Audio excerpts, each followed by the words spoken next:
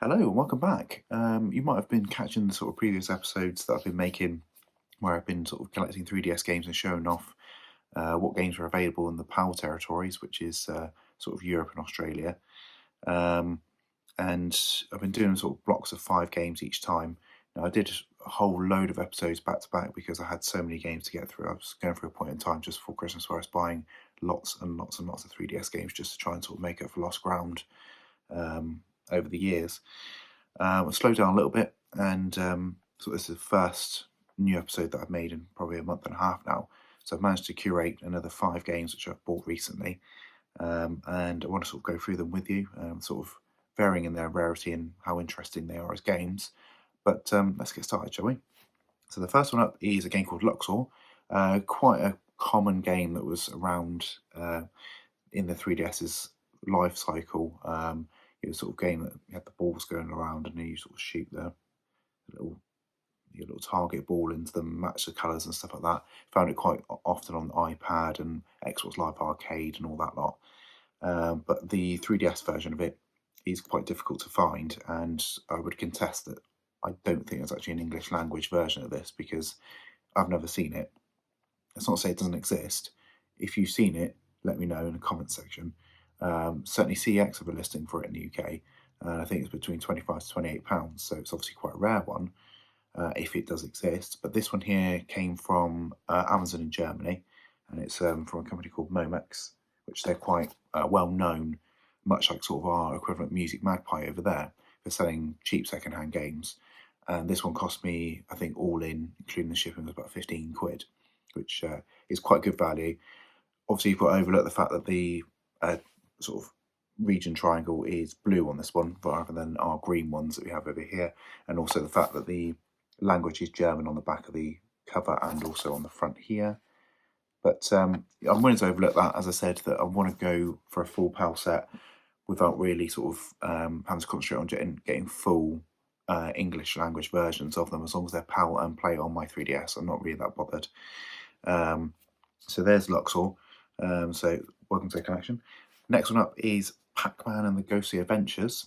This was one that came out in 2013. You have Pacman and Ghostly Adventures 2, which followed in 2014, and there were 2 games that featured Pacman before this point as well, which I think was Pac Party 3D and Pacman and Gallagher collection thing, both of which I've got, and Pacman Ghostly Adventures 2, which might have featured in one of the previous episodes of this. I'm unsure because I start to lose track now, so I'm actually going to have to start listing the games that I have covered in the comments section or in the description so I can keep track as well as you guys.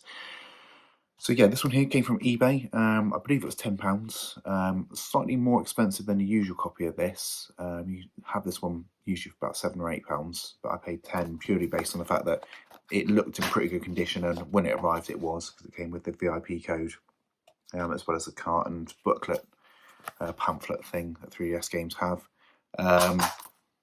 Now, with kids' games, you've got to be really careful of this because a lot of them get neglected. Certainly, children aren't the best for looking after games, and you can get sort of cases that chew, cartridges that are all like sort of worn and in various states of completion, which this one is fully complete, and that's good. So that's what we want. The same with the Luxor one, actually. In fact, I'll just go back and show you that inside the box, it's got a VIP code, which has been scratched off and used. And it's got a little pamphlet in there. It's not big drama because obviously you can't even use VIP codes anymore, so they are pretty much for vanity. Next one up is Monster High New Ghoul and School. This is like sort of a you create your own monster self and join clubs and dress up and all this lot. It's sort of like aimed more for sort of spooky girls, I think. But I didn't have this one, and it's one that I need obviously on the road to completion.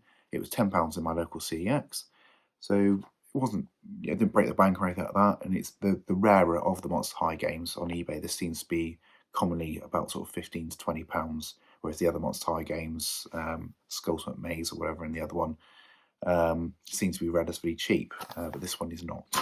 So yeah, it's not in the best condition in the world, but certainly not worst either. I've got a little bit of writing in the box there. We'll let that off for that, so we can get rid of that worst case scenario of a Lynx can and a cloth. But yeah, it does have the pamphlet in there, so that's cool.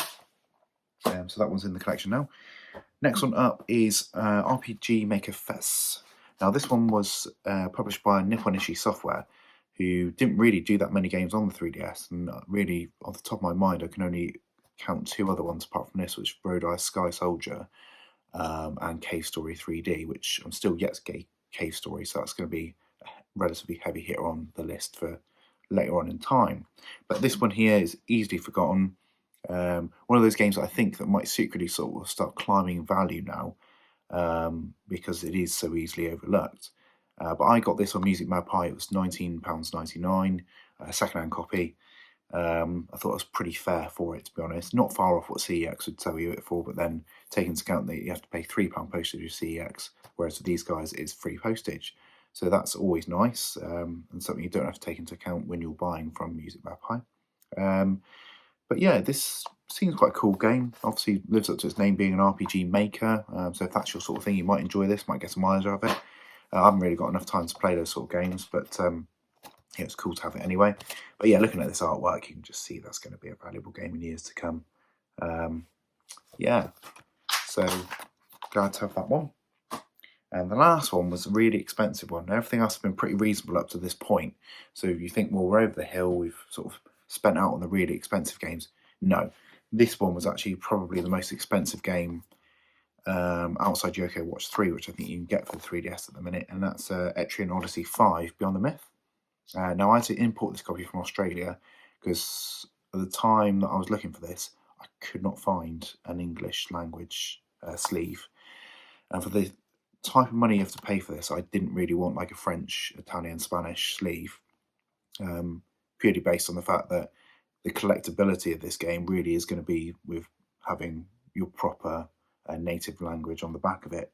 But I did find a copy in Australia which naturally plays over here in PAL territory, so there's no problems there.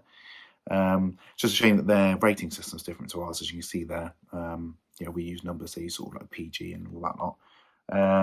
But that's not to say that you know, it's any less valuable. I think I paid about 130 quid for this, whereas CEX want to charge you sort of closer to about 180 for this, maybe even £200 by this point.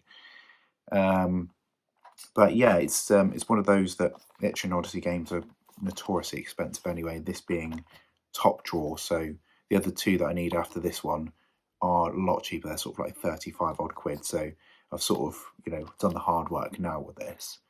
But yeah, I was really glad to get this game. I think it's quite a late game. It might very well be sort of 2018-ish era, which, as we've said before on this channel here, is that the Switch was out sort of for a year by the time that this would have rolled around. So not many copies sold, hence why it's valuable. And one of those I'm really sort of glad to have. So yeah, it's got the bonus art book in it, which is cool, as well as the booklet and the cart. And yeah, really pleased to have that one now.